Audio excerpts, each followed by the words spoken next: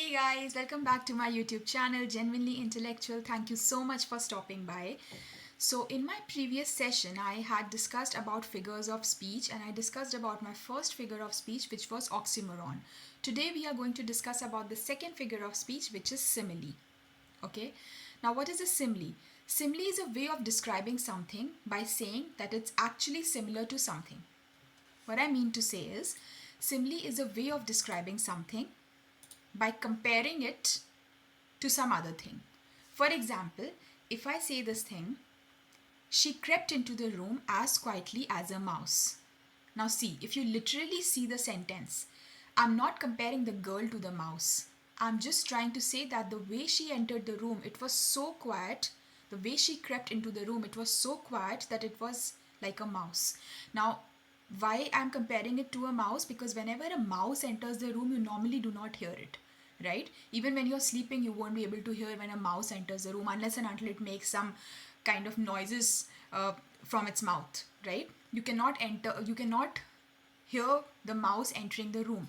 So I'm trying to add more drama to what I'm saying. That's what figures of speech do, right? Remember, I told you in the previous class. So whenever I'm trying to tell you that the girl crept quietly into the room, but then in order to lay emphasis on how quietly she crept into the room, in order to add more spice to that statement, I have added a simile, as quietly as a mouse. Now there are so many similes.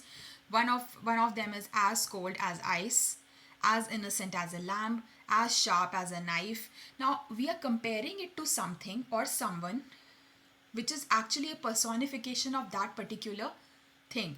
What I'm trying to say is, when I say as cold as ice, ice is the coldest thing in the world, right?